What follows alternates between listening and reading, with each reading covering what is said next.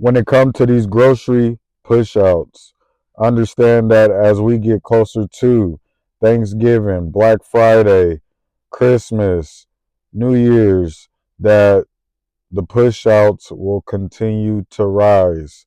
When it comes to the grocery department specifically, understand that you need to watch your seafood department and your meat department. This is the time of year when boosters, ORC groups are coming in hot. Boosters, they make a living off of this. ORC groups, they make a living off of this. And the streets, when they have a demand, it is their job to get the stuff and bring it back. You know what I'm saying? When it comes to these grocery pushouts, understand that there is many ways that they will take groceries.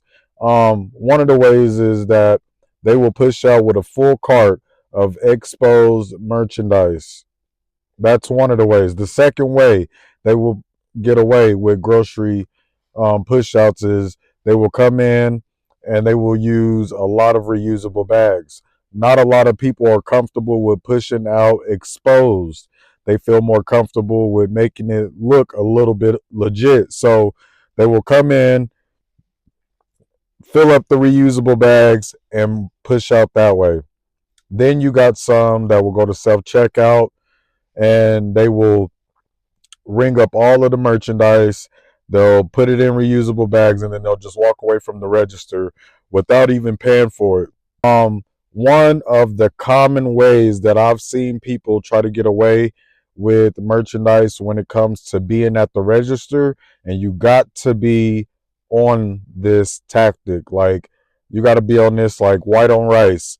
So they will work in pairs, and so they will have an accomplice with them, and while they're at the register, they will get ready to pay for the merchandise, right?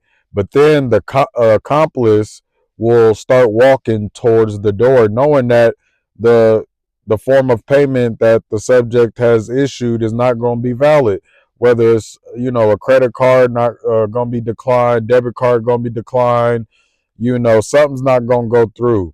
So this is just a tactic that the subject uses to distract the cashier while the accomplice pushes out with the cart. And by the time the cashier even realizes that the cart is gone, it's too late.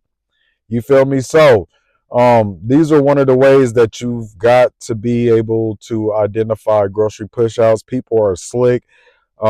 People have their different ways on how they like to get away with, unpaid merchandise. And so when it comes down to identifying pushouts, one way that you can identify pushout is cars that are parked outside of the door in the fire lane. Another way you can identify a pushout is about to happen is if you see a car backed into a handicap parking spot with no handicap placard. These are the two common um, red flags that I see when it comes to people about to push out.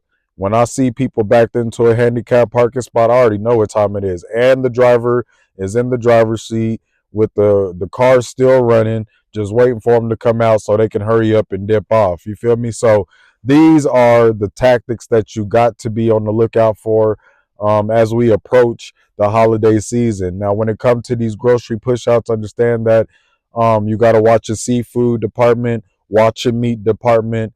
Anybody that come in there with reusable bags, you got to be on that. You got to be on top of self checkout. Check your perimeters. Look, these are just telltale signs that people are going to push out and that a push out is about to happen. You feel me? So happy hunting to all my APAs out there, APIs. Keep doing your thing. Shout out to the Eagle family. Thank you for tapping in, showing y'all support. Stand your ground. Be aware of your surroundings at all times. It's your boy Eagle Eye Miller. Till next time, raw and unscripted.